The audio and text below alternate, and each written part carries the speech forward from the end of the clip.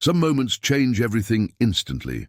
Sometimes courage shows up in small packages, carrying the biggest hearts. When 12-year-old Maya Johnson walked into Houston's most exclusive charity gala wearing her Sunday best, she had no idea. She was about to teach one of the city's most powerful men what real strength looked like. Her mother was supposed to be there that night, ready to thank the man who had quietly paid for her cancer treatments. But when illness kept her home, Maya stepped up with determination that would leave everyone speechless. Marcus Wellington had built an empire worth hundreds of millions, but he'd never encountered anything like this brave young girl. What could a child possibly say that would change a millionaire's entire perspective on life? Before we jump back in, tell us where you're tuning in from, and if this story touches you, make sure you're subscribed because tomorrow I've got something extra special for you. The plastic hospital bracelet had turned yellow around the edges, but Maya Johnson kept it tucked safely in her jewelry box beside her grandmother's pearl earrings. Every morning, when she opened that small wooden container, she touched the worn band that bore her mother's name, Sarah Elizabeth Johnson, and remembered the day everything changed. 3 months earlier, Sarah had come home from her routine. Doctor's appointment with news that hit their small family like summer lightning. Breast cancer, stage 2, treatable but requiring immediate and extensive care. Maya had watched her mother's face crumble for exactly 30 seconds before Sarah straightened her shoulders, smoothed down her nurse's uniform, and began making phone calls to arrange coverage for her shifts at the community clinic. Their neighborhood in Houston's 3rd Ward had seen better decades, but it pulsed with the kind of authentic community that money couldn't buy. Front porches served as informal town halls where Mrs. Rodriguez shared garden tomatoes, and Mr. Thompson offered unsolicited but often wise advice about everything from car trouble to child rearing. Sarah Johnson had earned her place in this intricate social fabric through 15 years of nursing sick neighbors, babysitting children during emergencies, and never turning away anyone who needed help. When word of Sarah's diagnosis spread through their network of connected lives, the response was immediate and overwhelming. Casseroles appeared on their doorstep. Offers to drive Maya to school multiplied.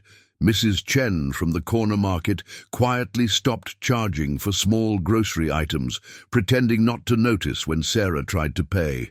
But medical bills, Maya learned, were a different beast entirely than community kindness could tackle. The numbers were staggering, incomprehensible to a 12-year-old mind that struggled with long division. Chemotherapy treatments, surgical consultations, medication costs, follow-up appointments, each carrying price tags that exceeded what most families in their neighborhood earned in months. Sarah spent evenings at their kitchen table, surrounded by hospital statements and insurance documents, her calculator working overtime as she tried to make impossible math add up to possible solutions. Maya had discovered her mother crying exactly twice in her entire life. The first time was when Maya's father died in a construction accident 6 years earlier, and the second was the night Sarah realized they might lose their small house to pay for her medical care. Maya had pretended to be asleep, watching through her cracked bedroom door as her mother's shoulders shook silently over those endless bills. Then, like an answer to prayers they'd been afraid to voice, something extraordinary happened. A letter arrived, typed on expensive paper with no return address, informing Sarah that an anonymous benefactor had arranged to cover her treatment costs. Not partial coverage or payment plans, but complete coverage. Every procedure, every medication, every follow-up appointment would be handled by someone who wanted nothing in return, except Sarah's recovery. The relief in their house was palpable, like pressure lifting from everyone's chest simultaneously. Sarah could focus on healing instead. A financial catastrophe. Maya could concentrate on school instead of wondering if they'd have to move in with relatives. The mysterious kindness of a stranger had restored their hope and dignity in equal measure. Across town in River Oaks, Houston's most exclusive neighborhood, Marcus Wellington reviewed monthly reports from his philanthropy office with the same methodical attention he applied to his business investments.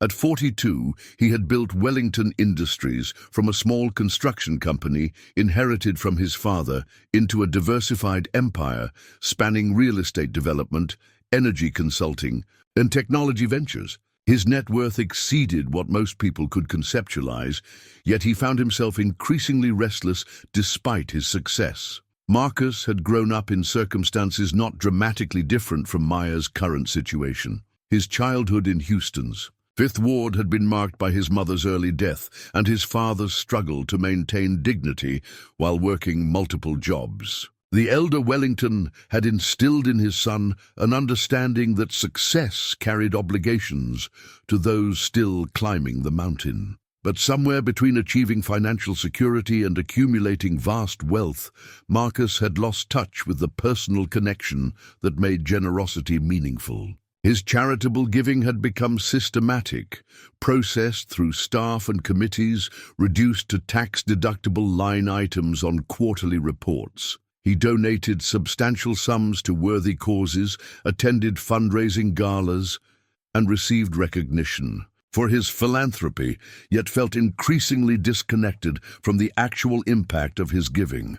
The annual Wellington Foundation Gala represented the pinnacle of Houston's charitable social season. Held in the ballroom of the Four Seasons, it attracted the city's most influential citizens, raised significant funds for various causes, and reinforced Marcus's position as a community leader. The event followed a predictable formula: cocktail, reception, silent auction, dinner, speeches about worthy causes, and strategic networking that served both charitable and business purposes. This year's gala focused on healthcare access for underserved communities, a cause close to Marcus's heart, given his own family's struggles with medical costs during his childhood. The foundation had quietly funded treatment for dozens of families throughout Houston, arranging anonymous payments that allowed people to maintain their dignity while receiving necessary care. Sarah Johnson was among the beneficiaries, though. Marcus knew her only as a case number in monthly reports from his staff. Maya had begged her mother to let her attend the gala as Sarah's representative. The invitation had requested Sarah's presence to be acknowledged for her community service at the clinic, and Maya understood this might be the only opportunity to thank their mysterious benefactor in person. Sarah initially resisted, feeling the event was inappropriate for a child and worried about Maya feeling out of place among Houston's elite. But Maya possessed a quiet determination that reminded Sarah of her own mother, and her arguments were both logical and heartfelt. She wanted to honor her mother's commitment to the community clinic. She wanted to express gratitude that Sarah felt too overwhelmed to articulate properly. Most importantly, she wanted to represent their family with the dignity Sarah had taught. Her was more valuable than money or status. Sarah finally agreed, with conditions. Maya would wear her best dress, arrive precisely on time, deliver a brief thank you message, and return home immediately afterward. No mingling, no attempting to fit in with the wealthy guests, no trying to be someone she wasn't. Maya agreed to every condition, while secretly planning to speak from her heart about what the anonymous help had meant to their family. The dress Maya chose had been purchased for her school's spring concert 2 years earlier. Navy blue with small white flowers. It had been expensive by their standards and remained her most formal outfit. Sarah pressed it carefully, helped Maya with her hair, and gave her daughter the kind of stern but loving lecture that mothers deliver before sending children into unfamiliar territory. As Maya prepared to leave for the gala that evening, she slipped her mother's old hospital bracelet into her small purse. It served as a reminder of how far they'd traveled from those frightening early days of diagnosis and uncertainty. Tonight, she would speak for both of them, carrying their family's gratitude into a world that might not understand their struggles, but had shown unexpected kindness when they needed it most. The evening ahead would prove more transformative than either Maya or Marcus could have imagined, setting in motion changes that would ripple through both their lives and ultimately reshape how Marcus understood the true meaning of generosity, community, and human connection. The folded piece of notebook paper in Maya's purse had been written and rewritten 3 times before her mother was satisfied with the words. Sarah's careful handwriting covered both sides of the page, expressing gratitude that went deeper than simple thanks for financial assistance. The letter spoke of restored hope, of being able to focus on healing instead of worry, of knowing that strangers could show such kindness without expecting recognition or reward. Maya clutched her small purse tighter as the taxi approached the Four Seasons Hotel, its gleaming facade lit by elegant spotlights that made the building appear to float against the dark Houston sky. Through the windows, she could see women in evening gowns and men in perfectly tailored suits moving through the lobby like characters from a movie about lives she had only imagined. The driver, a kind, older gentleman named Carlos, who had noticed Maya's nervousness during the 20-minute ride from Third Ward, turned in his seat with a gentle smile. "You sure about this, mija? This looks like a pretty fancy party for someone your age." Maya nodded, though her heart was beating so fast she could feel it in her throat. "My mom was supposed to come, but she's sick. Someone here helped us when we needed it most, and I want to thank them properly." Carlos studied her face in the rearview mirror, recognizing something familiar in her expression, the same determined dignity he'd seen in his own daughter's eyes when she faced challenges. That seemed too big for her age. "You'll do fine, sweetheart.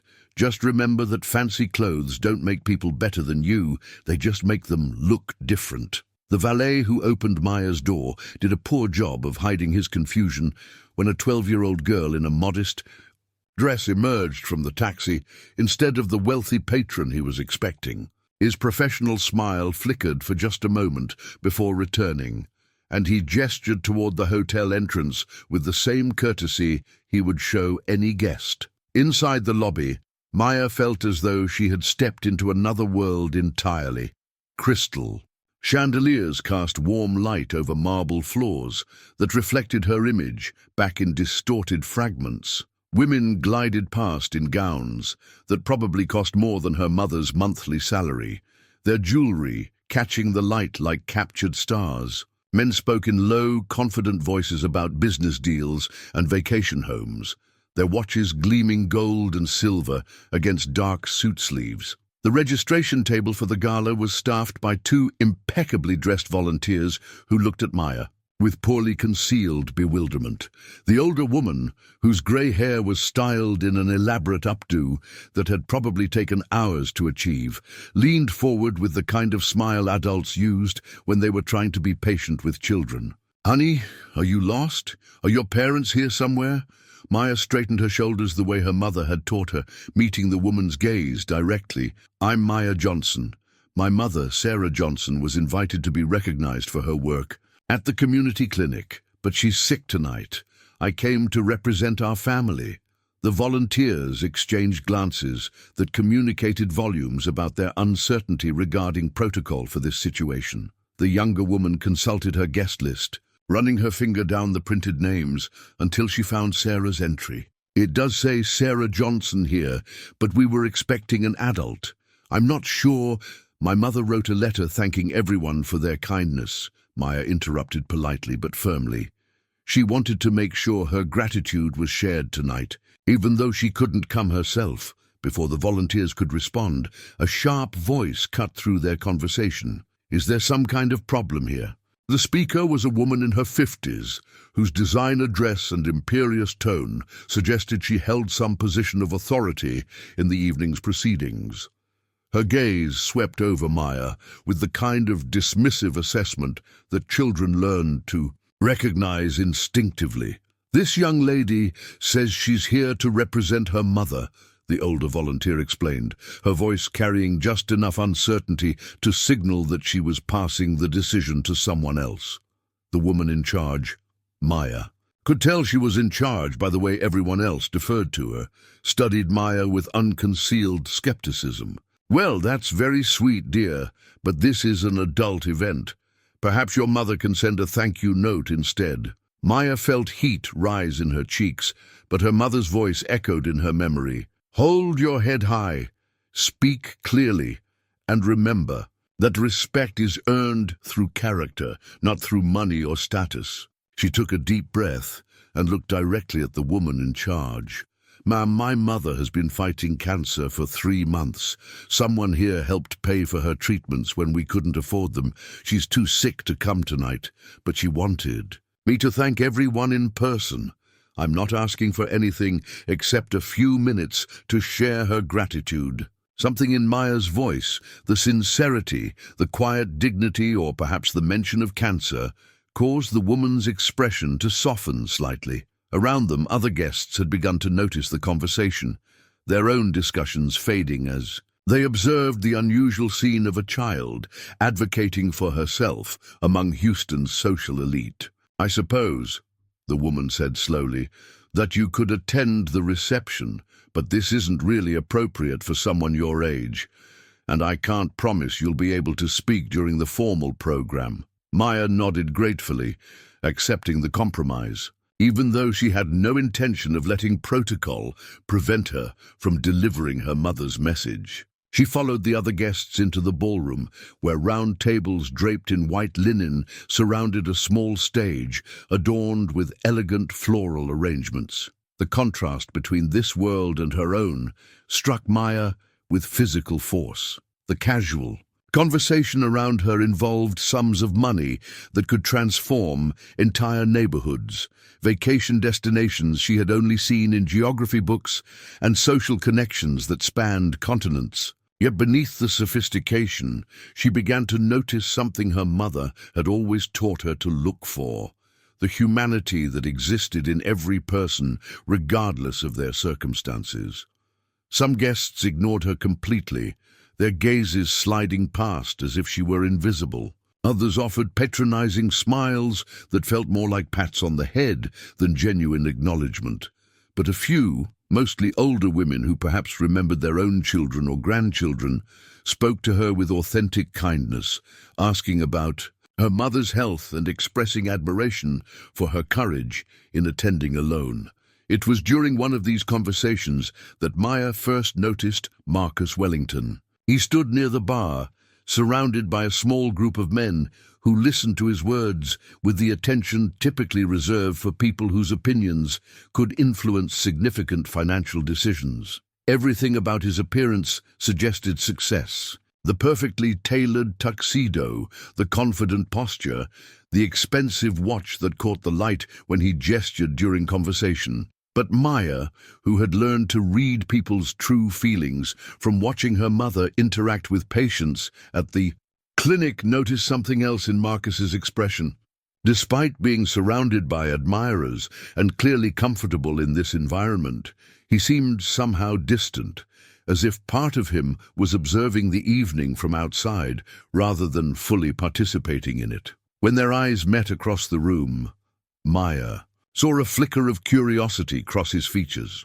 Here was a child who clearly didn't belong in this setting, yet carried herself with a dignity that commanded attention rather than pity. Marcus excused himself from his conversation and began moving in Maya's direction, though he was intercepted several times by guests who wanted to discuss business or express appreciation for the evening's charitable focus. As the dinner portion of the evening concluded and guests began preparing for the formal program, Maya realized her opportunity was approaching. The evening's schedule included recognition of community healthcare workers, which was when her mother was supposed to be acknowledged. If she was going to deliver Sarah's message of gratitude, it would have to be during this segment of the program.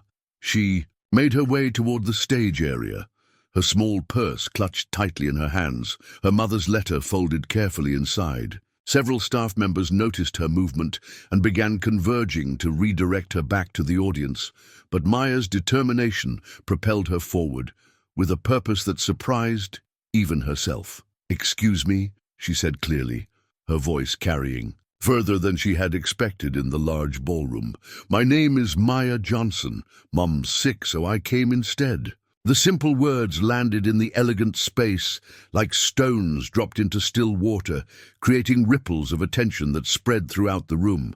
Conversation ceased mid-sentence, as guests turned to locate the source of the unexpected announcement. Marcus Wellington, who had been approaching Maya's location, stopped abruptly, his full attention focused on this small figure who had just commanded the attention of Houston's most powerful citizens through nothing more than honest declaration and quiet courage. The weight of his father's watch against Marcus Wellington's wrist had become so familiar over the years that he rarely noticed it anymore. But Maya's simple declaration, "Mom's sick, so I came instead," made him acutely aware of the timepiece's presence. The old Timex had belonged to Samuel Wellington, a man who had worked construction during the day and janitorial services at night to keep his family housed and fed after his wife's death from complications during childbirth. Marcus remembered being Maya's age and watching his father check that same watch during their conversations,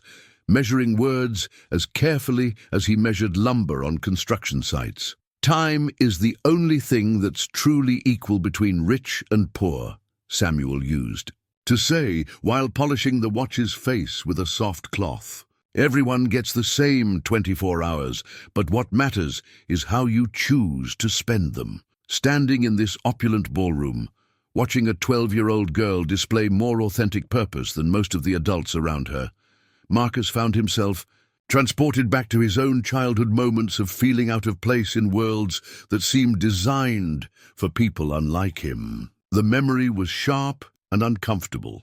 Standing in the principal's office at age 13, wearing his best clothes that were still obviously second-hand, trying to explain why he deserved a scholarship to the city's prestigious prep school. Maya's presence in this room created a similar energy. The tension between belonging and not belonging, between having every right to be present and knowing that others questioned that right. But where young Marcus had felt shame and determination to escape his circumstances, Maya radiated something entirely different, a quiet dignity that didn't apologize for who she was or where she came from. The guests' reactions to Maya's unexpected announcement revealed more about their characters than most would have preferred. Marcus observed the spectrum of responses with the analytical eye that had served him well in business negotiations. Some faces displayed genuine interest and admiration for the child's courage. Others showed barely concealed irritation that their elegant evening was being disrupted by what they perceived as an inappropriate intrusion. Mrs. Patricia Hartwell, whose husband had made his fortune in oil and gas, leaned toward her dinner companion with a stage whisper that carried further than she intended. "How did security allow a child to interrupt the program?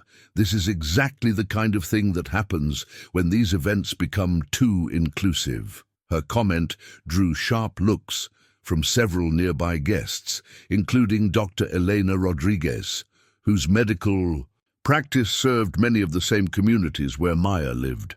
Dr. Rodriguez had worked alongside Sarah Johnson at the community clinic and recognized the family name immediately.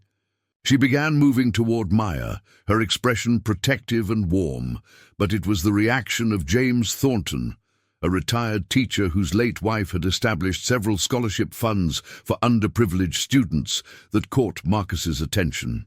Thornton's eyes had filled with tears when Maya spoke, and he was nodding slowly, as if her words had confirmed something he had always believed about the nature of courage. Marcus found himself studying Maya's composure as she stood near the stage, apparently unintimidated by the attention her words had generated. She held her small purse with both hands, and he noticed the way her fingers gripped the handles, not with anxiety, but with the careful protection someone might show towards something precious and fragile. In that moment, Marcus was struck by a memory so vivid it made him catch his breath.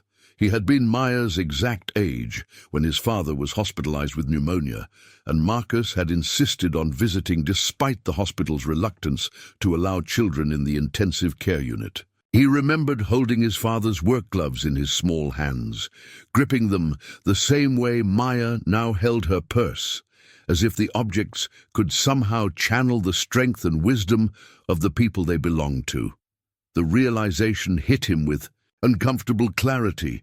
Maya was carrying something far more substantial than a purse. She was carrying her mother's dignity, her family's gratitude, and the weight of representing people who rarely had their voices heard in rooms like this one. "Young lady," called out Dr. Rodriguez, her voice warm and professional. "I know your mother from the clinic. How is Sarah doing with her treatments?"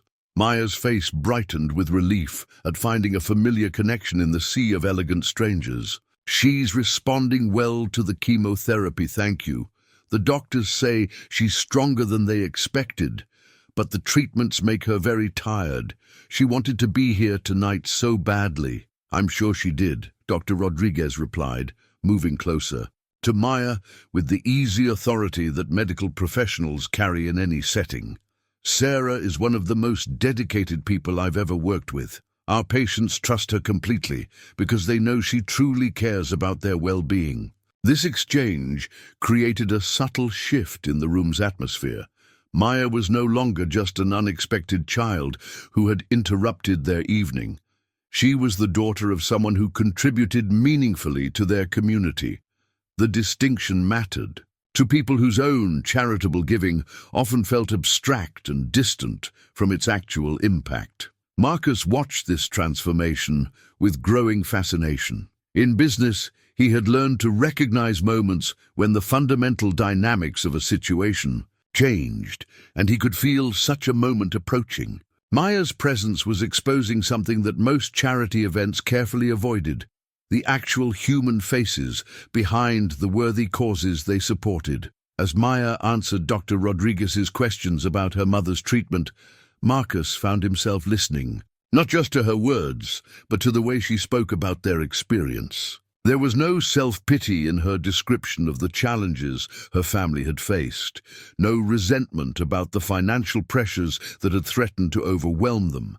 Instead, she spoke with the matter-of-fact resilience of someone who had learned to find strength in difficult circumstances rather than being defeated by them.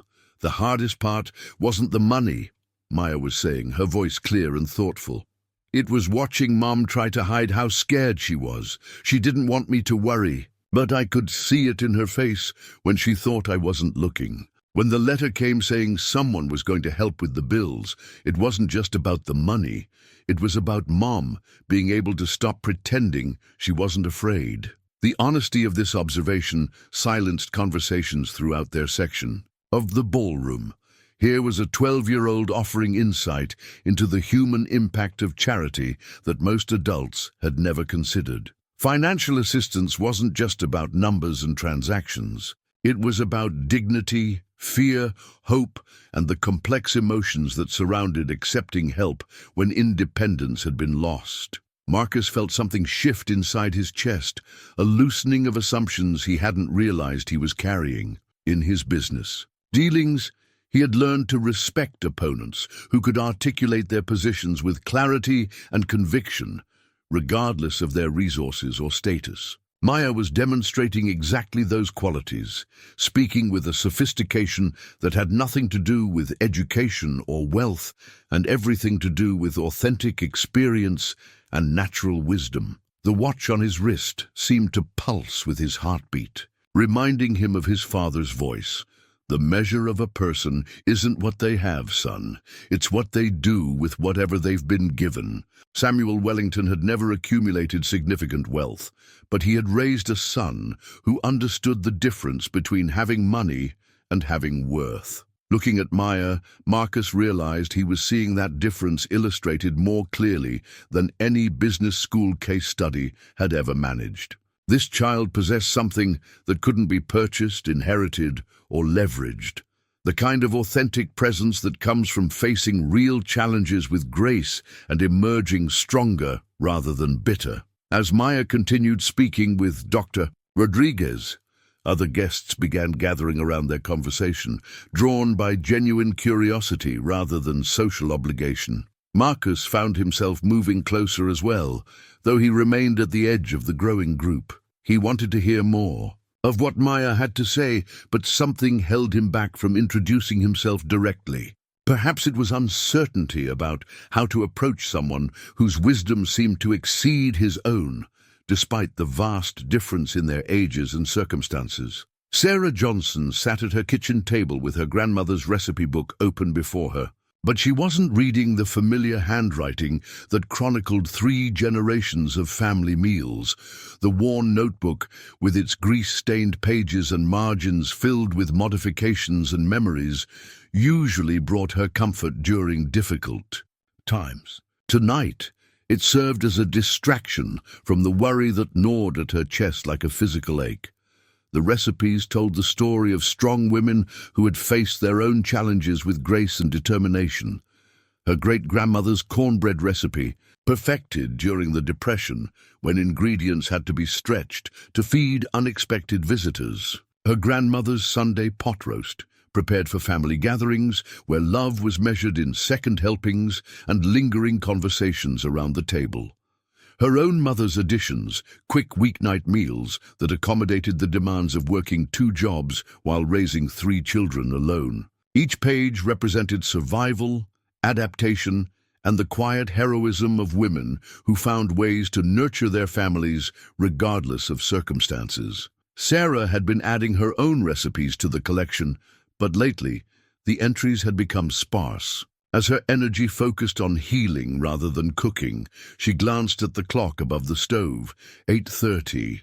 Maya would have arrived at the gala by now, probably overwhelmed by the elegance and sophistication that Sarah could only imagine. The decision to let her daughter attend alone had been agonizing, but Maya's determination had worn down Sarah's protective instincts. Their daughter possessed a quiet strength that reminded Sarah of her own grandmother, who had raised 6 children during some of the hardest decades in Houston's history. The phone rang, startling Sarah from her worried reverie. Mrs. Rodriguez, from next door, spoke with the warm authority of someone who had been managing family crises for 40 years. "How are you feeling tonight, mija? And don't tell me you're fine. I can hear the worry in your voice even when you haven't said anything." Yet Sarah smiled despite her anxiety. Their neighborhood operated on an intricate network of care that had evolved over decades of shared struggles and celebrations. When one family faced difficulties, the entire block mobilized with the efficiency of a military operation. Meals appeared without being requested. Children were watched without formal arrangements. Problems were solved through collective wisdom rather than individual effort. "Maya's at that fancy charity event downtown," Sarah admitted. "I keep wondering if I made the right choice letting her go alone. She's so determined to thank everyone, but she's just 12 years old in a room full of strangers. That girl has more sense than most adults I know," Mrs. Rodriguez replied firmly. "Remember when Mr. Chen fell in his garden last month? Maya was the one who called the ambulance, stayed with him until help arrived, and then went to the hospital to translate. For his wife, she knows how to handle herself." The reminder brought Sarah both comfort and pride. Maya had indeed demonstrated remarkable maturity throughout Sarah's illness, taking on responsibilities that no child should have to manage while maintaining her grades and cheerful disposition. But sending her into Houston's elite social circles, it felt like asking her to navigate a world with entirely different rules and expectations. "I just keep thinking about all the things that could go wrong," Sarah continued. "What if they don't take her seriously? What if she feels out of place and loses confidence?" Mrs. Rodriguez's laugh was both gentle and knowing. "Sarah, that child of yours has been watching you handle difficult situations her entire life. She's learned from the best teacher there is, a mother who faces cancer treatment with dignity and strength. Trust what you've taught her." Meanwhile, at the Four Seasons, Maya was discovering that her initial nervousness was giving way to genuine curiosity about the people around her. The conversations flowing through the ballroom revealed a complexity she hadn't expected. While some guests clearly viewed the evening as an obligatory social function, others spoke with authentic passion about the causes they supported and the changes they hoped to create in their community. Margaret Thornton, the widow of the retired teacher who had been moved by Maya's words, approached with the gentle manner of someone accustomed to putting young people at ease. "My dear, I heard you mention your mother's work at the community clinic. My husband, James, volunteered there for years after he retired from teaching. He used to tell me the most wonderful stories about the dedication of the staff." Maya's face lit up with recognition of common ground. "Mom loves working there. She says it reminds her why she became a nurse, because she can see the difference her care makes in people's lives." "That's exactly what James used to say," Margaret replied, her eyes brightening with memory. "He said the clinic staff treated every patient like family, regardless of their ability to pay or their circumstances." This conversation drew the attention of other guests who had their own connections to the clinic's work. Dr. Rodriguez joined the discussion, sharing stories of Sarah's particular gift for putting anxious patients at ease. Soon, Maya found herself at the center of a group of adults who were learning about the clinic's daily operations through her mother's experiences. Marcus Wellington observed this organic gathering from his position near the bar, noting how effortlessly Maya had become the focal point of genuine conversation rather than polite small talk. Her answers to questions revealed not only her mother's character, but also her own thoughtful observations about their community and the people who struggled within it. When someone asked about the impact of the anonymous financial assistance, Maya's response demonstrated a wisdom that surprised even Marcus. The money was important, but what mattered most was knowing that someone cared enough to help without wanting anything back. Mum said it reminded her that people are basically good even when times are hard. The simple profundity of this observation created a moment of contemplative silence among the adults surrounding Maya.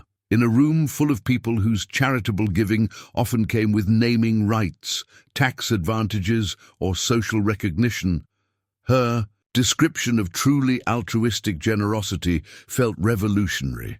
Marcus found his mind wandering to memories of his father's approach to helping others. Samuel Wellington had never possessed surplus money to donate, but he had regularly shared his time, skills, and attention with neighbors who needed assistance. Marcus remembered afternoons spent helping his father repair Mrs. Patterson's front steps, or afternoons when Samuel would quietly deliver groceries to the elderly Mr. Singh without ever mentioning the gesture to anyone else.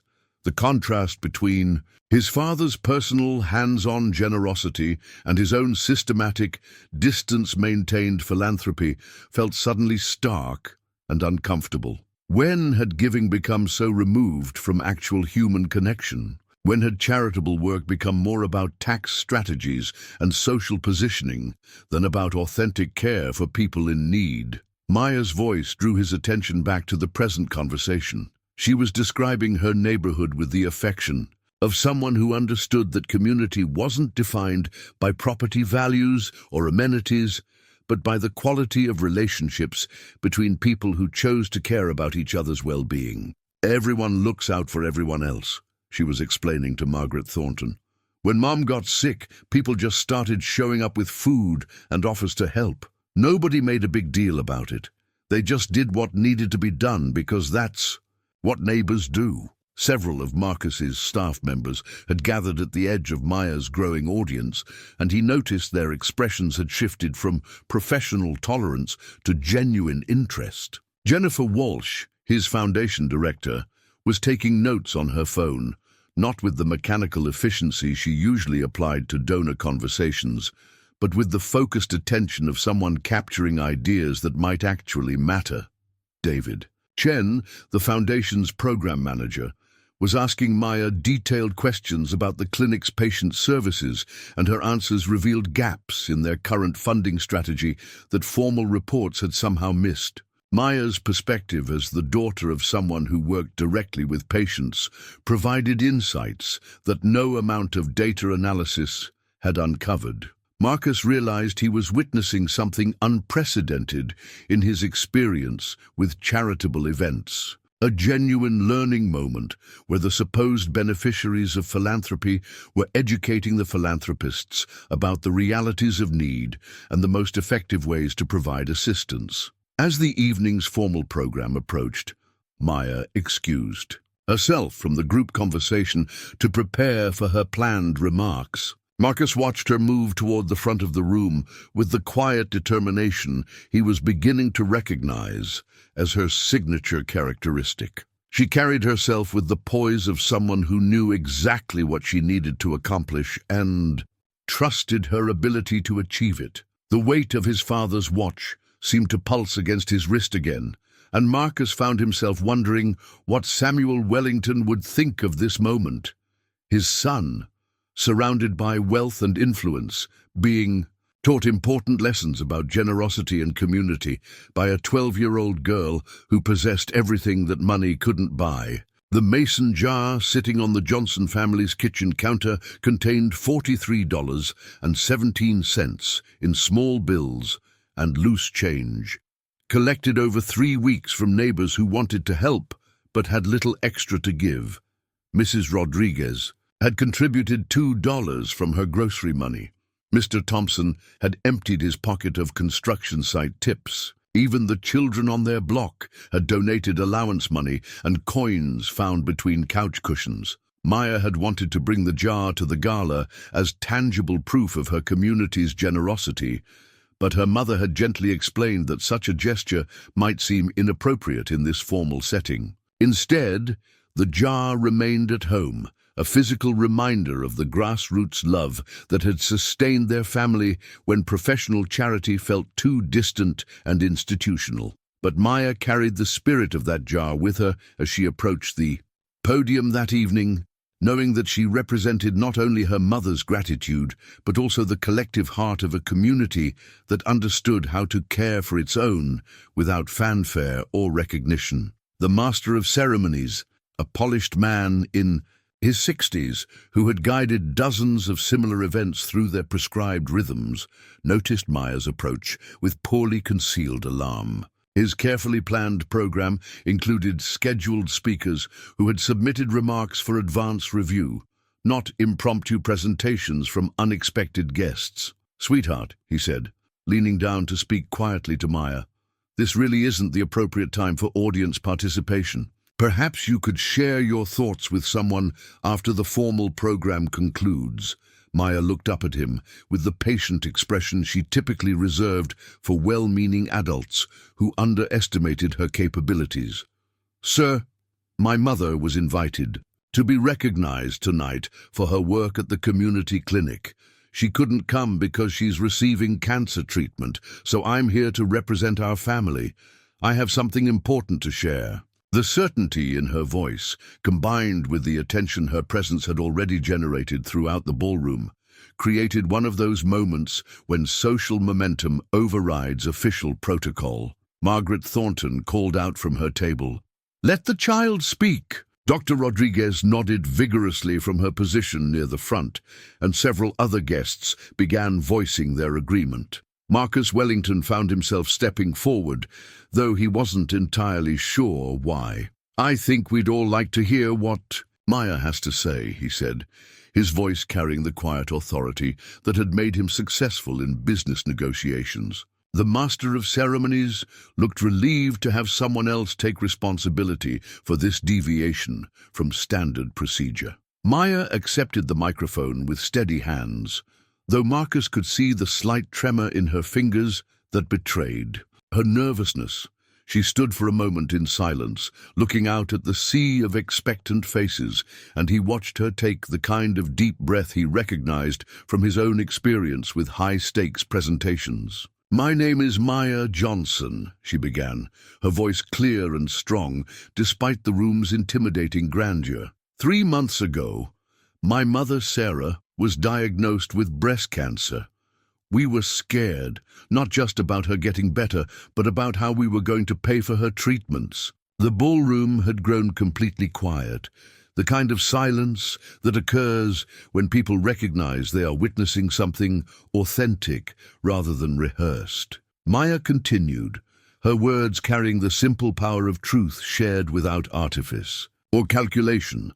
Mom works as a nurse at the community clinic because she believes everyone deserves good medical care, whether they can afford it or not. But when she got sick herself, we discovered that caring about others doesn't protect you from needing help yourself. Marcus felt something tighten in his chest as Maya's words created a picture of vulnerability that most people in this room rarely encountered directly.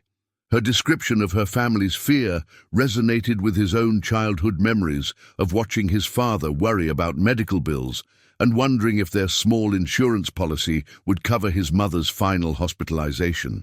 Then something amazing happened, Maya continued, her face brightening with remembered relief. A letter came saying that someone wanted to help with Mom's treatment costs.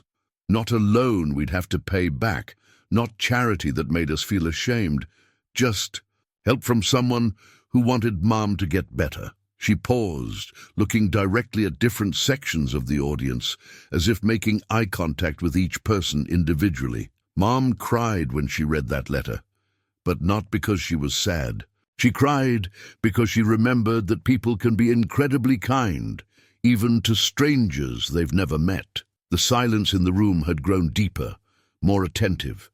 Marcus noticed that several guests had tears in their eyes, and even Patricia. Hartwell, who had earlier complained about Maya's presence, was listening with complete focus. "Tonight, I wanted to thank whoever helped us," Maya said, her voice gaining strength and clarity. "But I also wanted to tell you something Mom realized during her treatment. She said that the money was wonderful, but what meant even more was knowing that someone cared enough to help without wanting anything back. In our neighborhood, people help each other all the time, but we don't usually have enough extra to help with big problems like cancer bills." Maya held up her mother's folded letter, and Marcus could see her hands were no longer trembling. Mom wrote down everything she wanted to say, but the most important part is this. She said that whoever helped us gave her more than money. They gave her hope, and they reminded her that she wasn't alone in a world that can feel pretty scary sometimes. The applause that followed began slowly, almost hesitantly, as if the audience wasn't sure whether this was an appropriate response to such intimate honesty. But it built steadily, becoming the kind of sustained appreciation usually reserved for keynote speakers and featured entertainers. Marcus found himself applauding with an intensity that surprised him. Maya's words had exposed something he had tried to avoid acknowledging, that his own charitable giving, while financially significant, had become emotionally sterile. When was the last time he had considered the human impact of his donations beyond tax documentation and annual reports? As the applause continued, Marcus observed the range of reactions around the ballroom. Some guests were genuinely moved, their expressions reflecting the kind of authentic emotion that rarely surfaced at social events. Others appeared uncomfortable, as if Maya's honesty had disrupted their carefully maintained distance from the realities of need and struggle. But it was the reaction of his own staff that most intrigued Marcus. Jennifer Walsh was wiping tears from her eyes while furiously typing notes on her phone. David Chen was staring at Maya with the expression of someone whose fundamental assumptions about their work had just been challenged. Even Robert Sterling, Marcus's business manager, who typically viewed charity events as networking opportunities, was listening with complete attention. Maya stepped back from the microphone with the same quiet grace she had shown throughout the evening, but she didn't leave the stage area. Instead, she remained available as guests began approaching her with questions, comments, and their own stories of times when unexpected kindness had made crucial differences in their lives. Margaret Thornton was among the first to reach Maya, embracing her with the warmth of a grandmother welcoming a beloved child. "My dear, your mother raised a remarkable young woman. James would have been so proud to hear your words tonight." Dr. Rodriguez followed, her professional composure softened by obvious emotion. "Maya, you've given everyone here a gift tonight. You've reminded us why we do this work in the first place." Marcus remained near the edge of the growing group, observing the organic conversations that were developing around Maya's presence. These weren't the carefully structured networking discussions typical of charity events, but genuine exchanges about community, generosity, and the complex emotions surrounding both giving and receiving help. For the first time in years, Marcus found himself questioning not just his methods of charitable giving, but his motivations as well. Maya's description of anonymous help that expected nothing in return felt both familiar and foreign. Familiar because it echoed his father's approach to helping neighbors, foreign because his own philanthropy had become entangled with business strategy, social positioning, and tax planning. The weight of his father's watch seemed to pulse with his heartbeat as Marcus realized that Maya Johnson, at 12 years old, understood something about authentic generosity that he had somehow lost along the path from poverty to wealth. In Marcus, Wellington's home office, tucked away in a drawer that he rarely opened, sat a faded photograph of himself at age 11, standing beside his father outside their small house in Fifth Ward. The picture had been taken by a social worker documenting families who qualified for holiday assistance programs, and Marcus remembered feeling simultaneously grateful for the help and embarrassed by the obvious evidence of their need. The boy in that photograph wore clothes that had been carefully mended, stood with shoulders held straight despite their obvious burden, and looked directly at the camera with the same mixture of dignity and determination that Marcus now recognized in Maya Johnson's expression. For years, that photograph had served as motivation, a reminder of circumstances he was determined never to experience again. Tonight, it felt like an accusation. As the crowd around Maya gradually thinned, Marcus found himself with an opportunity to approach her directly.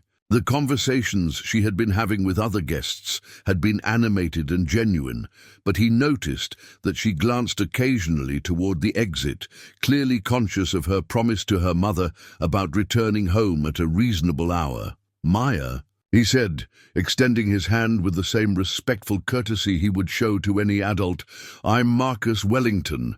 I wanted to thank you for your words tonight." She shook his hand with a firm grip that reminded him of his father's lessons about the importance of meeting people directly and honestly. "Mr. Wellington, you're the person who's been helping my mom, aren't you?" The directness of her question caught him off guard. He had expected gratitude, perhaps shyness in the presence of someone whose wealth was common knowledge throughout Houston. Instead, Maya was studying his face with the careful attention of someone trying to solve an important puzzle. "I've been honored to help with your mother's medical expenses," Marcus replied, falling back on the formal language he typically used when discussing his charitable activities. "The foundation I run tries to assist families facing unexpected healthcare costs." Maya nodded thoughtfully, but her next question revealed that she had been thinking about more than just expressing gratitude. "Why do you help people you don't know? I mean, what made you want to start doing that?" The question was so fundamentally direct that Marcus found himself pausing to consider an honest answer rather than offering the standard talking points about social responsibility and community leadership that he used at board meetings and media interviews. "I grew up in circumstances that weren't very different from yours," he said slowly, surprising himself with the admission. "My father worked multiple jobs after my mother died, and there were times when we needed help from others to get by. I suppose I never forgot what that felt like." Maya's expression shifted, showing not the pity that Marcus had learned to deflect from people who discovered his background, but rather a recognition of shared experience. "It's hard to ask for help," she said simply. "Mom almost didn't go to the doctor when she first found the lump because she was worried about the cost. The conversation was taking place in a corner of the ballroom where other guests could observe but not easily overhear, and Marcus noticed that several people were watching their interaction with obvious curiosity. He was accustomed to being the center of attention at social events, but this felt different, less about his status or wealth and more about the substance of what was being discussed. "Can I ask you something?" Maya continued, her voice carrying the careful politeness children use when they want to ask adults difficult questions. "When you help families like ours, do you ever get to see what happens after the bills are paid?" The question struck Marcus with unexpected force. In truth, his charitable giving operated through carefully constructed barriers, designed to maintain both legal protection and emotional distance. Families received assistance, but the process was handled through staff, attorneys, and institutional intermediaries that prevented direct contact or ongoing relationships. "Not usually," he admitted. "The Foundation has policies about maintaining appropriate boundaries between donors and recipients." Maya's expression suggested she was processing this information with the same careful analysis she had been applying to their entire conversation. "That seems kind of sad," she said finally. "I mean, helping people is good, but wouldn't it be better to actually know whether the help worked the way it was supposed to?" Before Marcus could formulate a response, Margaret Thornton approached, their corner of the ballroom with the purposeful stride of someone who had been watching their conversation with growing interest.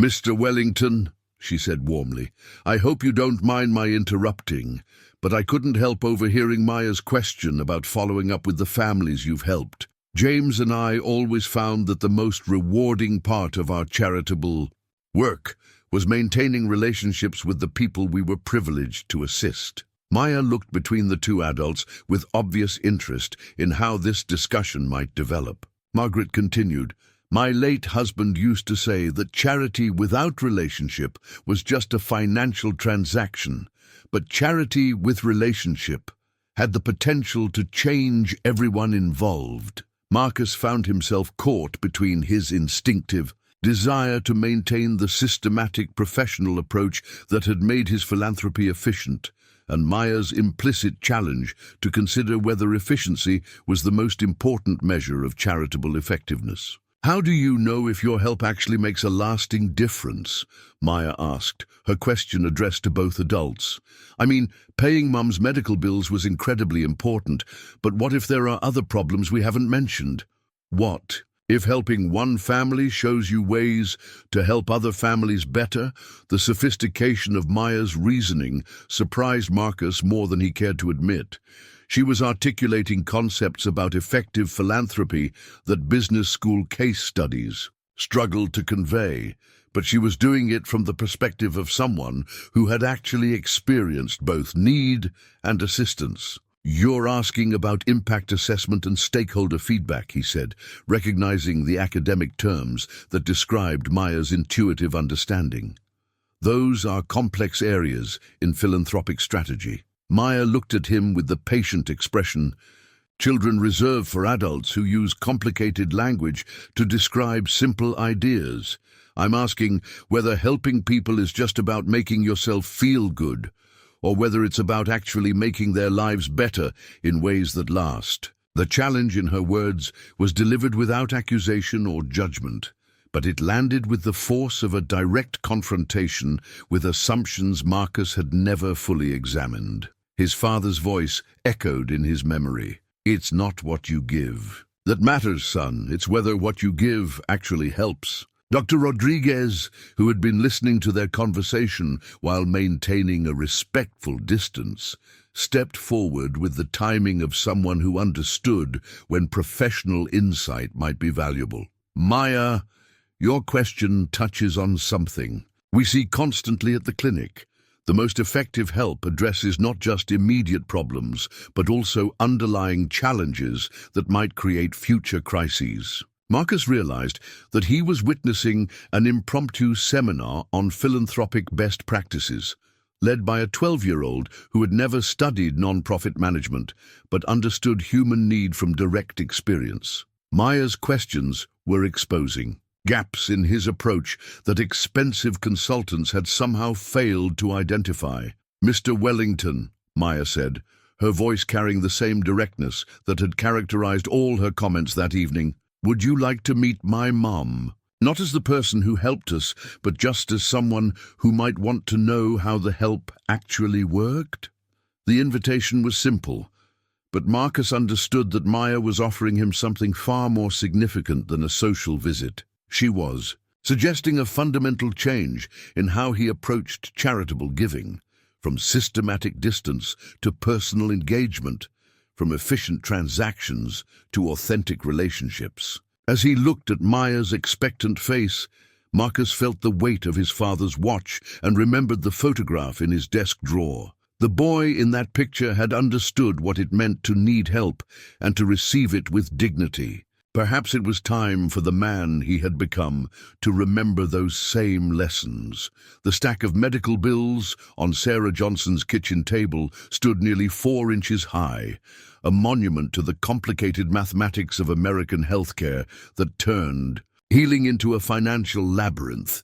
Each statement represented a different aspect of her treatment: oncology consultations, chemotherapy sessions, lab work, imaging studies, medications, and follow-up appointments. The papers were organized with the meticulous care of someone who understood that one misplaced document could result in devastating consequences. Sarah had spent countless hours on the phone with insurance representatives, hospital billing departments, and financial counselors, trying to navigate a system that seemed designed to exhaust patients before they could successfully advocate for themselves. The anonymous assistance that had seemed like such a miracle had indeed covered the major treatment costs, but like an iceberg, the visible relief had hidden a much larger mass of related expenses beneath the surface. 3 days after the gala, Marcus Wellington sat in his office, reviewing the Johnson family file with a growing sense of unease. What had begun as a routine follow-up to Maya's appearance at the charity event had evolved into a comprehensive examination of the family's financial situation that revealed gaps in his understanding that were both embarrassing and troubling. Jennifer Walsh, his foundation director, had compiled the report with her typical thoroughness, but her expression suggested she was as surprised by the findings as Marcus was becoming. The numbers on the page told a story that his initial charitable intervention had only partially addressed. "The medical treatments we covered represent about 60% of the family's total healthcare-related expenses," Jennifer explained, her voice carrying the careful neutrality she used when delivering unwelcome news.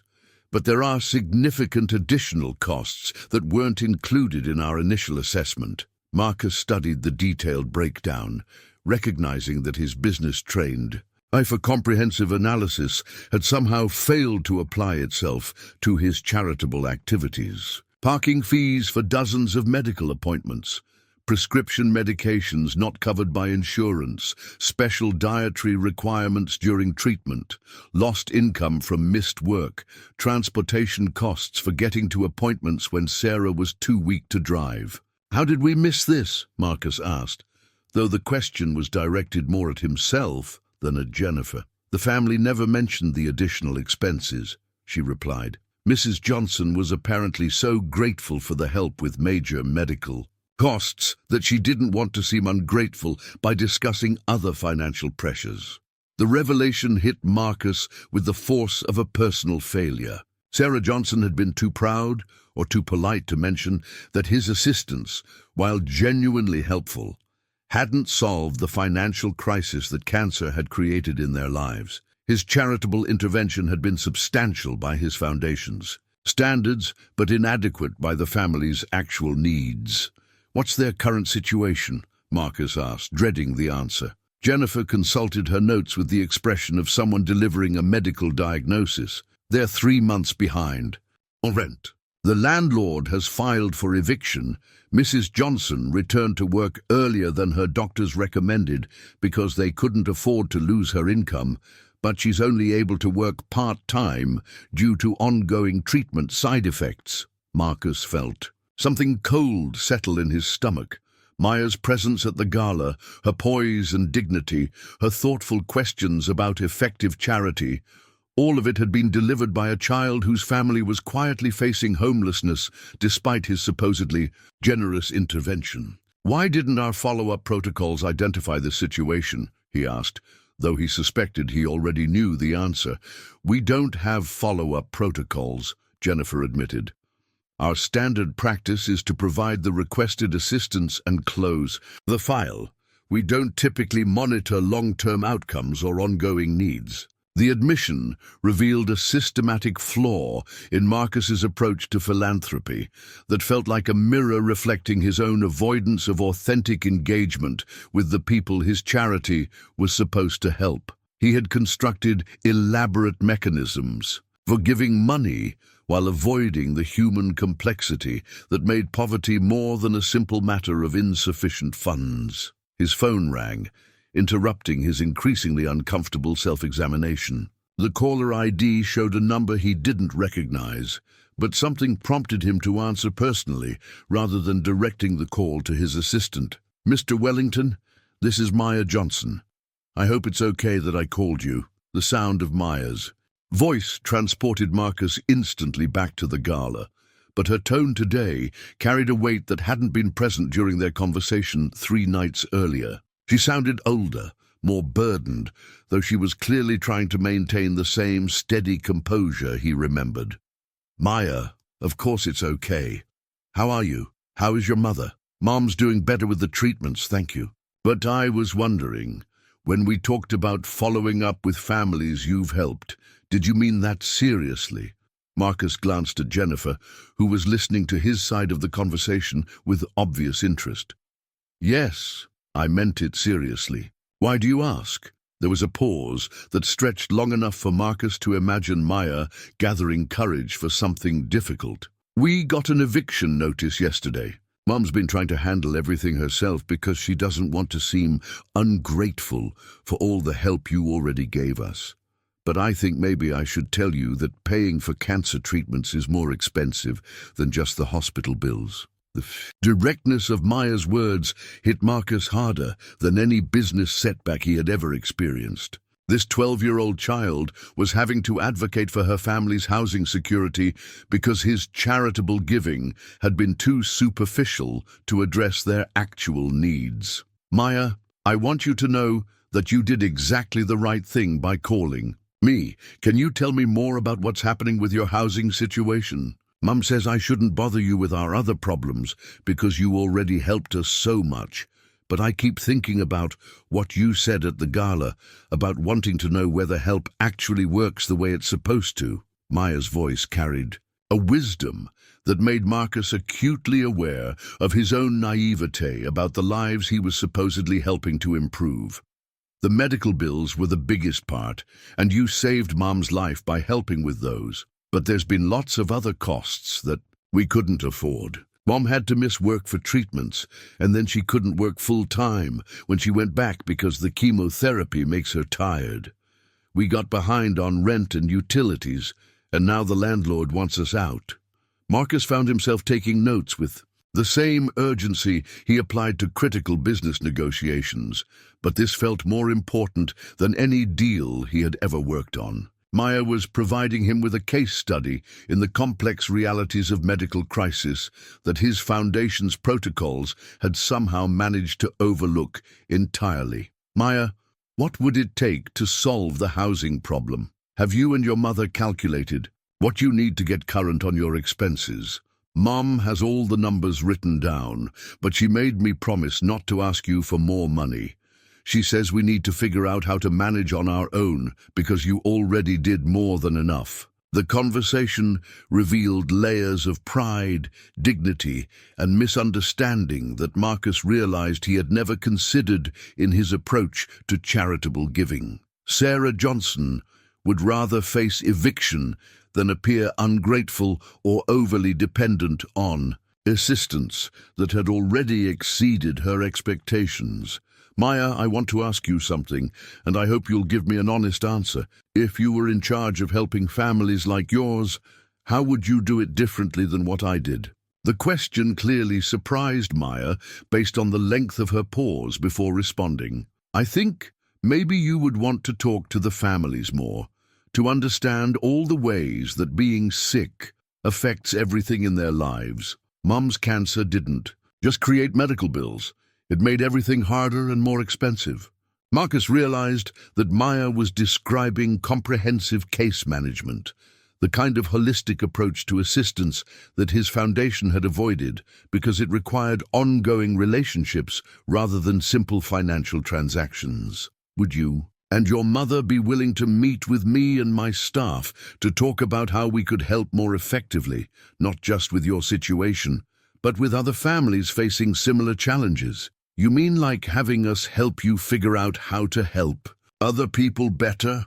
"Exactly like that. You've taught me more about effective charity in one phone call than I've learned from years of foundation reports." Maya's response carried a note of something that might have been hope mixed with cautious optimism.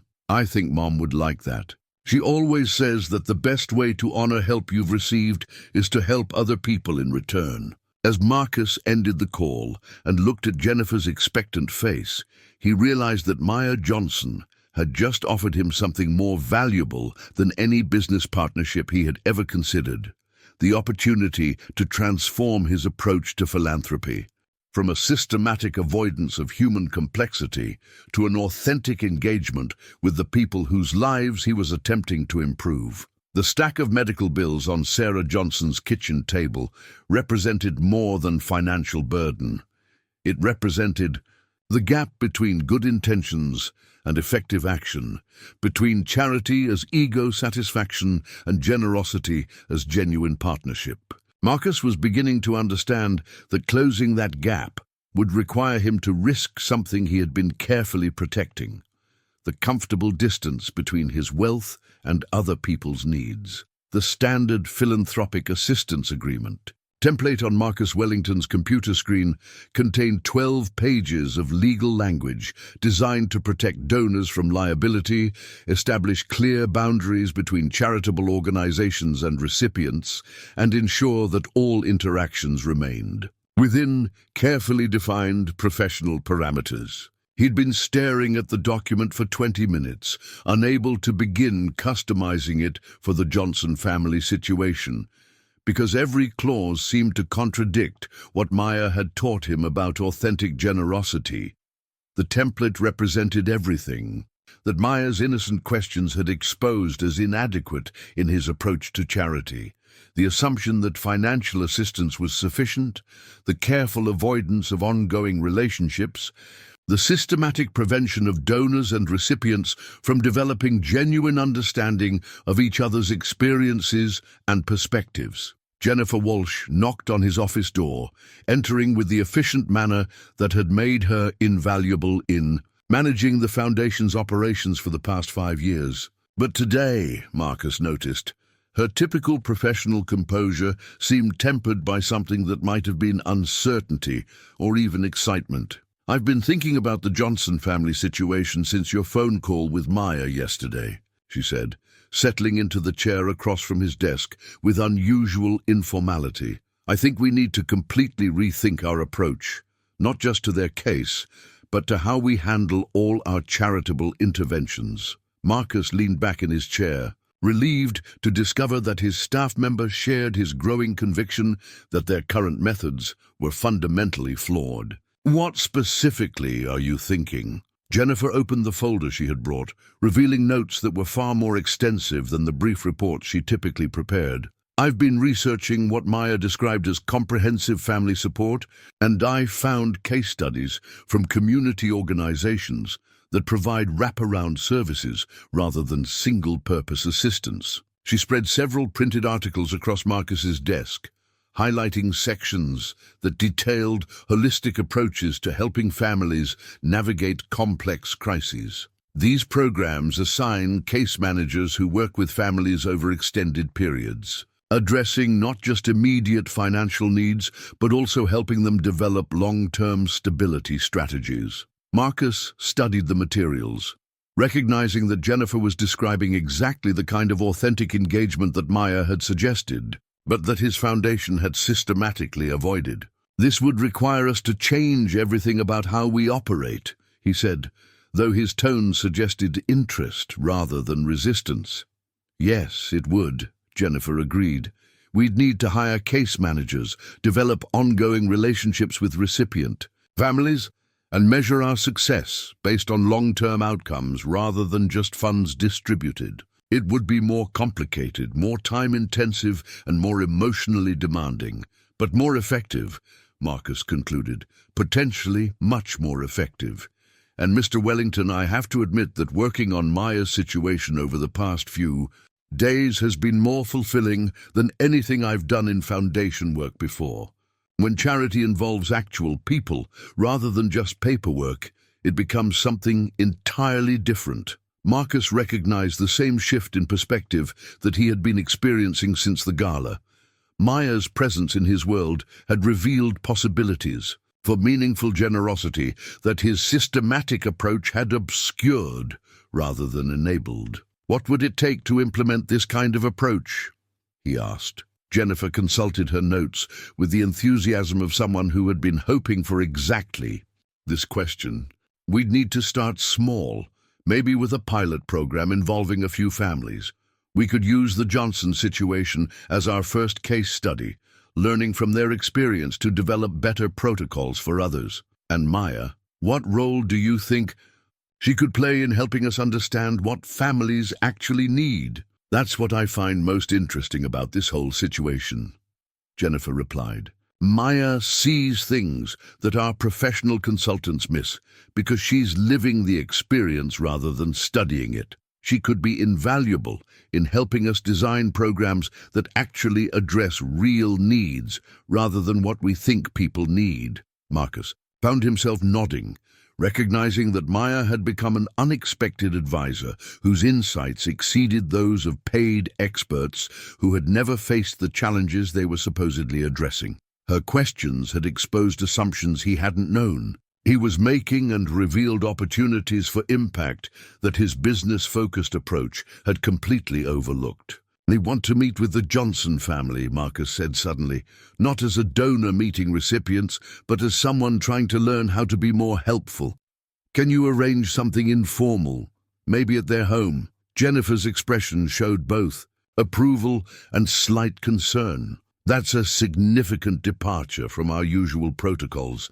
Are you sure you're prepared for that level of personal involvement?" The question forced Marcus to confront what he was really committing to. Meeting the Johnson family in their home would eliminate all the comfortable barriers that had allowed his charity to remain emotionally manageable. He would have to face the human reality of need in a way that boardrooms and gala presentations had carefully avoided.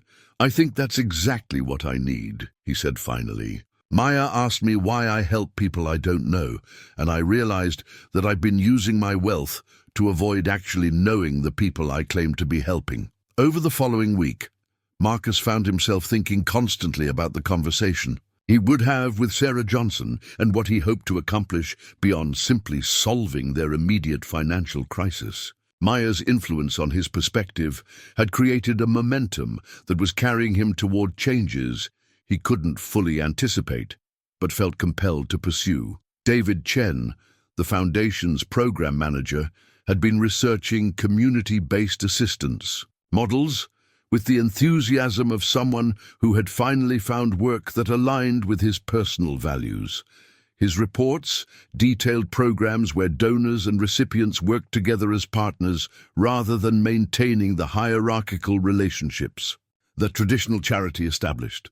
"The most successful interventions we've studied," David explained during a staff meeting, "create ongoing relationships where donors learn from recipients about effective strategies for assistance, and recipients become advocates for helping the families in similar situations." Marcus realized that David was describing exactly the kind of partnership that Maya had intuitively suggested when she offered to help him understand how to help other families better. A 12-year-old had possessed the wisdom to imagine collaboration where his business training had only seen transaction opportunities. "What about scaling this approach?" asked Robert Sterling, Marcus's business manager, who typically focused on the practical implications of foundation activities. "If we develop successful protocols with one family, how do we expand to help more people without losing the personal engagement that seems to be the key factor?" The question reflected Marcus's own uncertainty about balancing meaningful relationships with effective resource allocation. His business experience had taught him to systemize successful processes, but Maya's insights suggested that authentic generosity might resist the kind of scaling that made corporate ventures profitable. "Maybe scaling looks different in charitable work than it does in business," Marcus mused. "Instead of helping more families directly, maybe we help families become capable of helping other families." Maya mentioned that her neighborhood operates on networks of mutual support. "Perhaps we could strengthen those existing systems rather than trying to replace them." Jennifer looked up from her notes with obvious excitement. "That would mean training community members to become case managers for their own neighborhoods, providing them with resources and support, rather than trying to manage everything centrally." The discussion was interrupted by Marcus's phone ringing. The caller ID showed Maya's number, and he answered with the anticipation that had become his consistent response to her calls. "Mr. Wellington, I hope I'm not bothering you, but I wanted to ask you something before we meet at our house tomorrow." "You're never bothering me, Maya. What's on your mind?" "I've been thinking about what you said about wanting to learn how to help other families better, and I wondered if you'd like to meet some of our neighbors. Not to give them money or anything like that, but just to understand how our community works when people help each other." Marcus felt a familiar flutter of recognition that Maya was about to challenge another of his assumptions about poverty, community, and effective assistance. "What do you mean?" "Well, when Mom got sick, lots of people helped us in ways that didn't cost money but were really important. Mrs. Rodriguez taught me how to cook simple meals. Mr. Thompson fixed our leaky faucet so we didn't have to call a plumber. Mrs. Chen gave me rides to school when Mom was too tired from treatments." Maya's description painted a picture of community resilience that Marcus's suburban isolation had prevented him from observing or understanding. His wealth had insulated him from the networks of mutual aid that sustained people who couldn't afford professional solutions to daily challenges. "I think maybe, if you understood how we help each other, you could figure out ways to make that kind of help stronger, instead of trying to replace it with charity from outside the neighborhood." The sophistication of Maya's analysis took Marcus's breath away. She was suggesting that effective philanthropy should strengthen existing community bonds rather than creating dependency on external resources. Her insight represented a fundamental challenge to traditional charitable models that position donors as saviors and recipients as grateful beneficiaries. "Maya, would you be willing to give me a tour of your neighborhood and introduce me to some of these neighbors you've mentioned?" "I'd love to do that. But Mr. Wellington, can I ask you to promise me something?" "Of course. When you meet everyone, could you try not to think about them as people who need help? Could you try to think about them as people who are already helping each other and might have ideas about how to help even more people?" The request revealed yet another layer of Maya's understanding about dignity, respect, and the difference between charity that diminished recipients and generosity that recognized their existing strengths and wisdom. As Marcus prepared for what he was beginning to recognize as the most important meeting of his professional life, he realized that Maya Johnson had accomplished something that no business consultant or non-profit expert had ever managed. She had convinced him to question not just his methods, but his fundamental assumptions about the nature of effective generosity.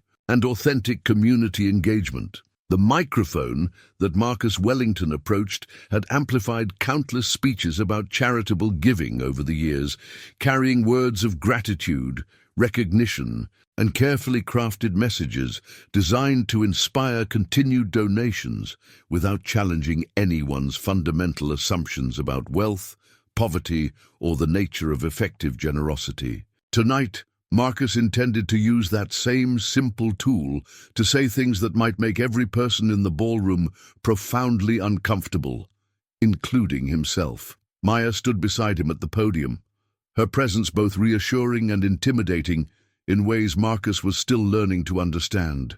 Over the past 2 weeks since their first meeting, she had become his most trusted advisor on matters of authentic charity, though she would have been surprised to learn that a 12-year-old could serve as a consultant to a multi-million-dollar foundation. The ballroom was fuller than it had been at the previous gala, word having spread throughout Houston's philanthropic community about Marcus's intention to make a significant announcement regarding the future direction of the Wellington Foundation.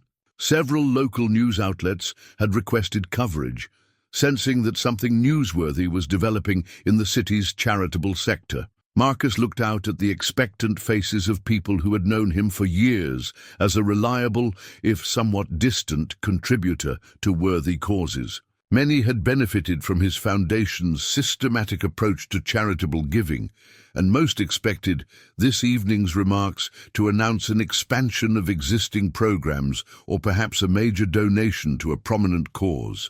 Instead, Marcus was about to acknowledge publicly that his approach to philanthropy had been fundamentally flawed, and that his education in more effective methods had come from a child whose family he had failed to help adequately, despite his supposed generosity. 2 months ago, Marcus began, his voice carrying clearly through the sound system, I thought I understood what it meant to be charitable. I gave substantial amounts of money to worthy causes, supported important institutions, and received recognition for my philanthropy. I was proud of my foundation's work and confident that we were making a meaningful difference in our community. He paused, looking directly at Maya, who nodded with the quiet encouragement that had become familiar to him over their recent weeks of conversation and planning. Her presence gave him courage to continue with words that would have been impossible to speak without her influence. Then I met Maya Johnson, and she taught me that everything I thought I knew about helping people was incomplete at best and harmful at worst. A murmur of surprise rippled through the audience. This was not the kind of opening that charitable galas typically featured. Marcus could see confusion and curiosity on faces throughout the ballroom as people tried to understand where his remarks were leading. Maya's family was one of the recipients of our foundation's assistance, Marcus continued. We paid for her mother's cancer treatments, and I felt satisfied that we had made a significant positive impact. But Maya helped me understand that our assistance, while helpful, had missed the larger picture of what her family actually needed. He gestured toward Maya, who had agreed to share her perspective with the audience despite her natural inclination to avoid public speaking. Maya, would you tell everyone what you told me about the difference between charity and partnership? Maya approached the microphone with the same composure she had shown at her first appearance, but Marcus could see the slight tremor in her hands that revealed her nervousness. Her voice, however, was steady and clear. Mr. Wellington asked me, what would have been most helpful when our family was struggling? Maya said, looking out at the assembled guests with direct honesty. I told him that money was important, but what we really needed was someone who wanted to understand our situation well enough to help us figure out long-term solutions, not just pay some of our bills. She paused, allowing her words to sink in, before continuing. In our neighborhood, when people help each other, they don't just give money and walk away. They become part of your life until the problem is solved and you're strong enough to help someone else. The silence that followed Maya's words was profound, the kind of quiet that occurs when people are processing information that challenges fundamental assumptions. Marcus could see board members from various charitable organizations exchanging glances, clearly wondering whether Maya's observations applied to their own methods of assistance. Marcus returned to the microphone, feeling a combination of nervousness and liberation that reminded him of the most important business presentations of his career, but with stakes that felt far more personal and significant. Maya taught me that authentic generosity requires authentic relationship, Marcus said, his voice gaining strength and conviction. For too long, I've used my wealth to maintain distance from the people I claim to be helping. I've treated charity as a transaction rather than a partnership, and I've measured success by dollars distributed rather than lives genuinely improved. He looked directly at several foundation board members in the audience, knowing that his next words would require their support to become reality rather than just inspiring rhetoric. Tonight, I'm announcing that the Wellington Foundation will be restructuring its entire approach to charitable giving. Instead of maintaining professional distance from the families we assist, we will be developing ongoing partnerships. Instead of making assumptions about what people need, we will be learning from their expertise about their own situations. The announcement generated immediate buzz throughout the ballroom, conversations breaking out as people tried to understand the practical implications of such a fundamental change in charitable methodology. Maya leaned toward the microphone one more time, her voice carrying the wisdom that had first captured Marcus's attention. Mr. Wellington learned that helping people isn't about having all the answers. It's about being willing to ask the right questions and listen to the answers, even when they surprise you. The document that Marcus Wellington had drafted with his legal team bore no resemblance to the standard charitable assistance agreements that filled his foundation's files. Instead of establishing boundaries between donor and recipient, this partnership agreement outlined shared responsibilities, mutual expectations, and collaborative goals that treated the Johnson family as consultants and advisors rather than grateful beneficiaries. Sarah Johnson, who had joined Maya on stage during the final portion of Marcus's presentation, held the agreement with hands that trembled slightly from emotion rather than her medical treatments. The document represented something she had never imagined possible. Charitable assistance that enhanced rather than diminished her dignity and that recognized her expertise about her own family's needs. This partnership agreement, Marcus explained, to the mesmerized audience, establishes the Johnson family as founding advisors for our new approach to community assistance. They will help us understand how to provide more effective support to other families facing similar challenges, and they will be compensated for their consultation work rather than simply receiving charity. The transformation in the ballroom's atmosphere was palpable. What had begun as a traditional charitable gala had evolved into something unprecedented in Houston's philanthropic community, a public acknowledgement that recipients of charity possessed knowledge and insights that donors desperately needed to learn. Maya stepped forward to the microphone with the confidence that had developed over her weeks of collaboration with Marcus and his staff. Mr. Wellington asked our family to help him understand what partnership looks like instead of just charity, she said, her clear voice carrying to every corner of the silent room. Partnership means that when you help someone, you also learn from them. It means that the people receiving help get to have opinions about what works and what doesn't. It means that everyone involved gets stronger because everyone has something valuable to contribute. Sarah Johnson found her voice, speaking publicly for the first time since her diagnosis had turned her family's world upside down. When Marcus, Mr. Wellington first helped us, I was grateful but also ashamed that we needed assistance. This partnership approach has taught me that needing help doesn't make you less valuable, and that the experience of overcoming challenges gives you knowledge that can help other people. Her words created a ripple of recognition throughout the audience. Many of the wealthy guests had their own histories of receiving help during difficult periods of their lives, though success and time had often obscured those memories. Sarah's honesty reminded them that the line between helper and helped was often temporary and arbitrary. Margaret Thornton rose from her table, her voice carrying clearly without amplification. "Sarah, your words remind me of something my late husband used to say, that the people who have successfully navigated difficulties are the best teachers for others facing similar challenges." The comment opened floodgates of response from throughout the ballroom. Dr. Rodriguez shared her observations about patients who became the most effective peer counselors for others with similar diagnoses.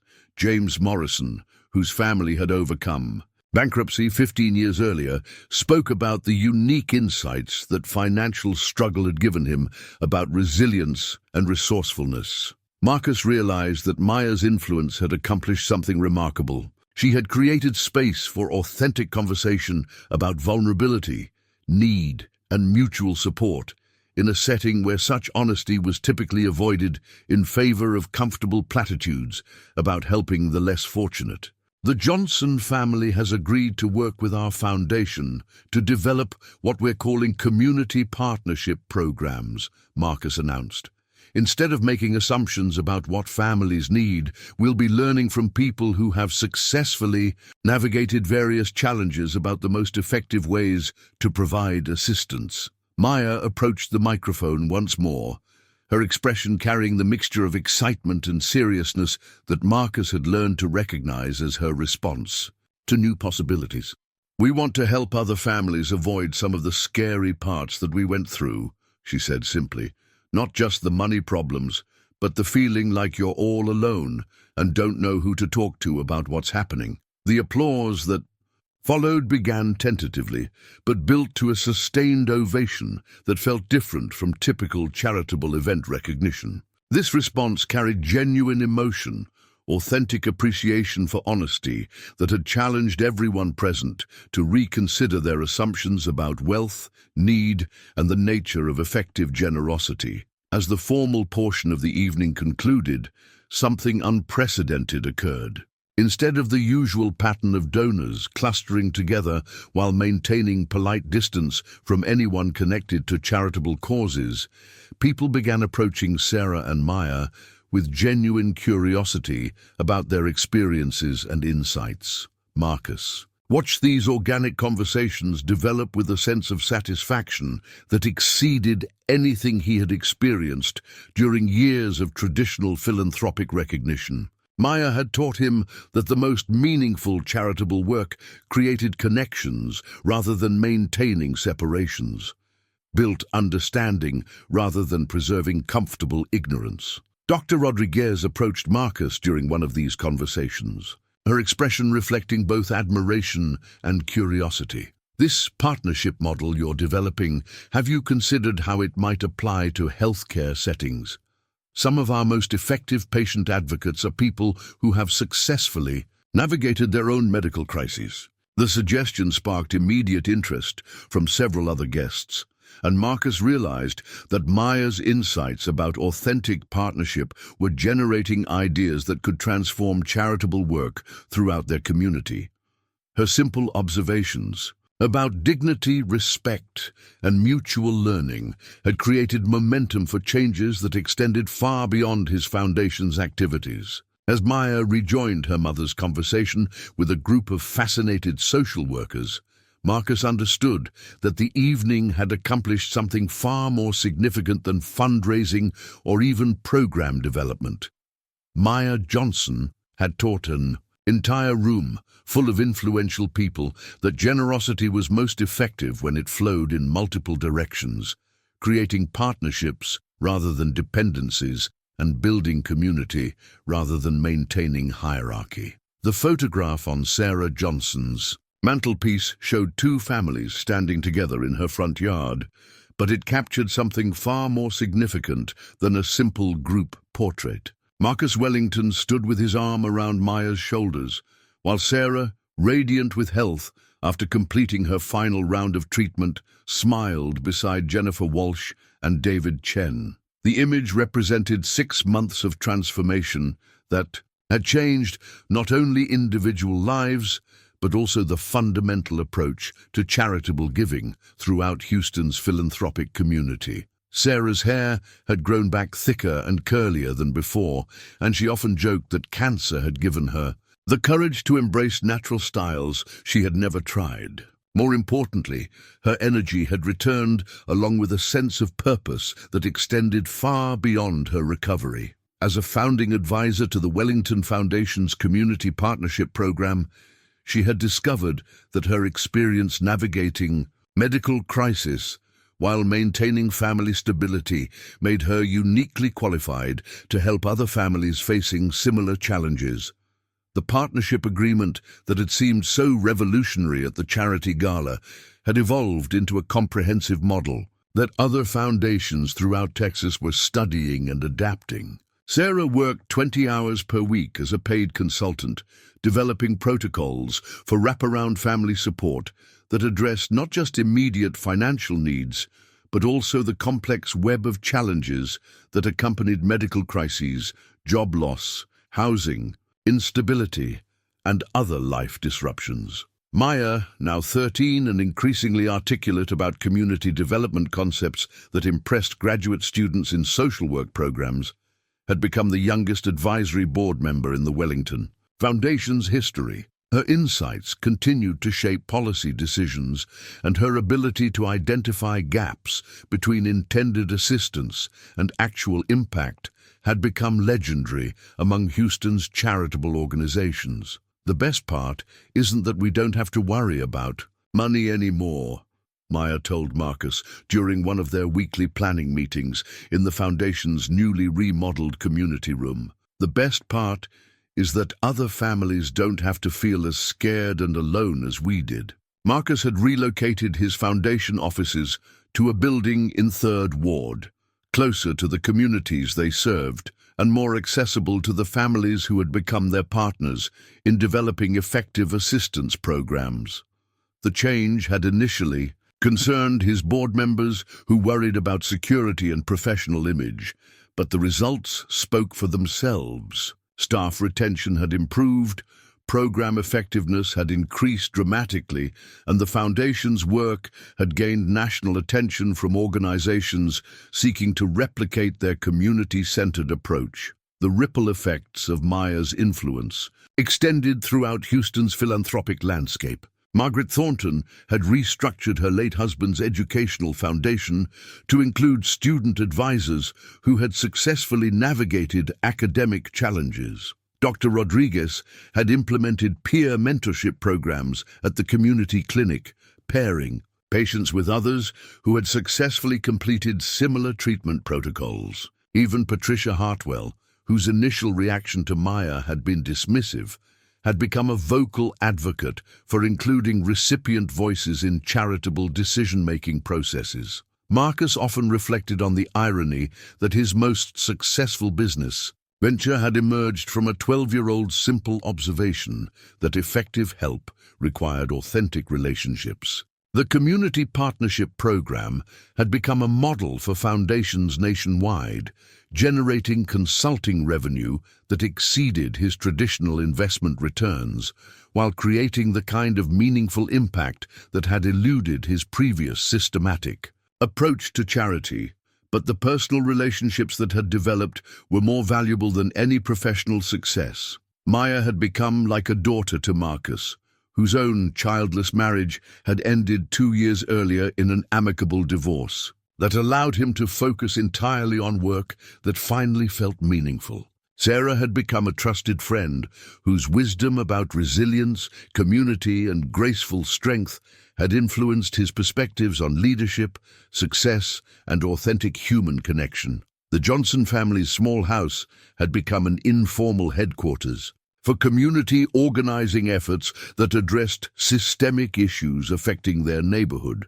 Maya's natural leadership abilities had flourished through her work with the Foundation, and she now facilitated youth advisory groups for multiple charitable organizations. Her ability to translate complex social problems into accessible language had made her a sought-after speaker at conferences and community meetings throughout the region.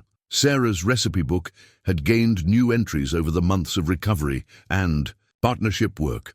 Meals designed for families dealing with medical treatments, simple dishes that could be prepared by children when parents were hospitalized, and celebration foods for marking milestones in recovery and stability. She had begun teaching cooking classes at the community center, using food preparation as a vehicle for building relationships and sharing practical strategies for managing household challenges during difficult times. The evening sun cast golden light through the kitchen window as Maya and Marcus worked together on their presentation for the following week's National Association of Philanthropic Organizations conference. Their topic, Learning from Recipients, How Authentic Partnership Transforms Charitable Impact, represented a complete reversal of traditional power dynamics in charitable giving. "Mr. Wellington," Maya said, looking up from her laptop where she was reviewing their slides, "do you think we've actually changed anything important,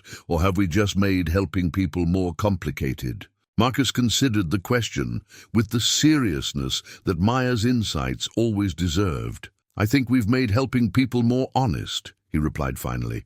"Complicated isn't necessarily bad if it means we're addressing real needs instead of just making ourselves feel better about inequality." Maya nodded thoughtfully, then smiled with the expression Marcus had learned indicated she was about to offer another perspective that would challenge his assumptions. "I think maybe we've made it simpler in some ways too. Instead of trying to figure out what people need from far away, we just ask them and listen to their answers." As they worked together in the comfortable silence that had developed between them over months of collaboration, Marcus realized that Maya Johnson had accomplished something that decades of business education and professional success had failed to teach him. She had shown him how to use his resources in service of authentic human connection rather than as barriers against it. The photograph on Sarah's mantelpiece captured a moment in time, but it also represented an ongoing story of how courage, wisdom, and generosity could transform communities when they emerged from genuine partnership rather than charitable obligation. Maya's simple declaration, "Mum's sick, so I came instead," had created changes that would influence Houston's approach to community support for generations to come. Some moments change everything instantly. Maya Johnson's moment had changed. Not only her family's circumstances, but also the fundamental understanding of generosity, dignity, and community that guided charitable work throughout their city. Her legacy would be measured not in dollars distributed, but in relationships built, barriers removed, and authentic partnerships created between people who had learned that helping and being helped were different aspects of the same fundamental human experience.